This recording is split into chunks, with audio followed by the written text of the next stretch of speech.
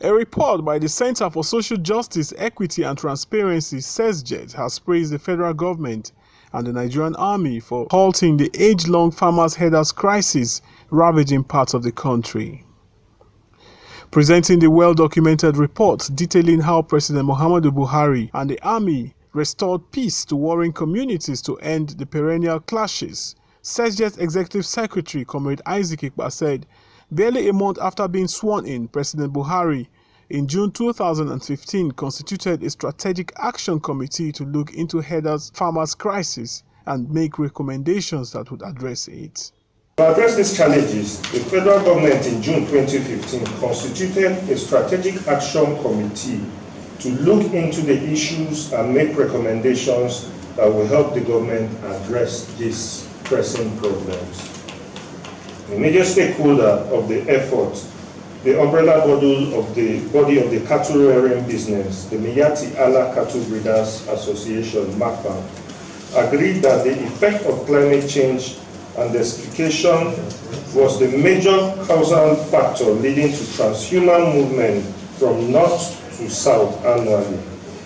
Since climate change and other associated factors are beyond what farmers or herders could address, there is need for concerted efforts by the government, private sector, regional bodies, and the international community at large to come together to address these basic challenges. The center reckoned that without this intervention, the nation would have ultimately slid into chaos along religious and ethnic lines, which would have had a toll on the economy.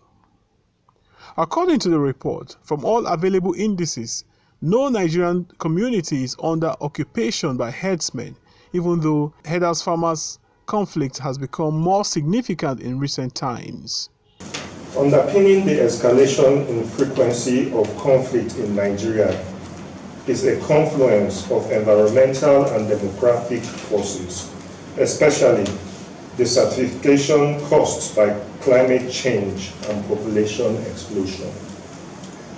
Expectedly, with the depletion of arable land for sustenance farming, mainly as a result of increasing urbanization and the adverse effect of climate change, especially along the Lake Chad Basin, there is an increased struggle between herders and farmers, leading to violent confrontations and conflicts, death and forced displacement, as well as the destruction of agriculture and livestock.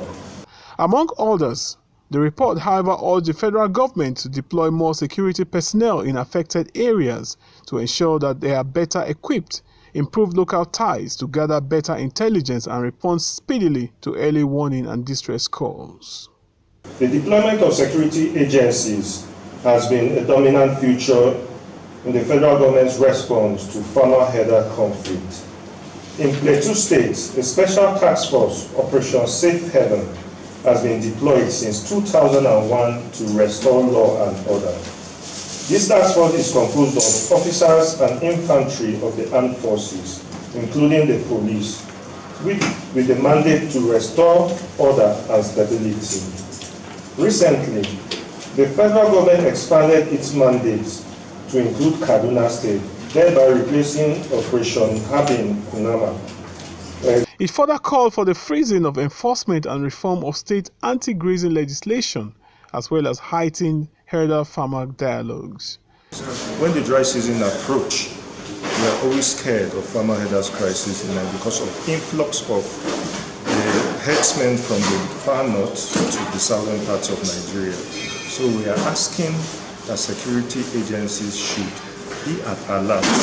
They should not joke with informations, and they should also double up their efforts in trying to maintain peace, most especially in the Middle Belt region, which is like the center point between the north and the south, and which we have fertile arable lands for herders to always come and clash with our farmers. If you notice, it has affected us economically too. It has reduced a lot of farmers in the Middle Belt region are scared of going to the farm because of meeting herders, and they clash most times. They become victims, or we have casualties. From Abuja, Lawrence Audu, TVN News.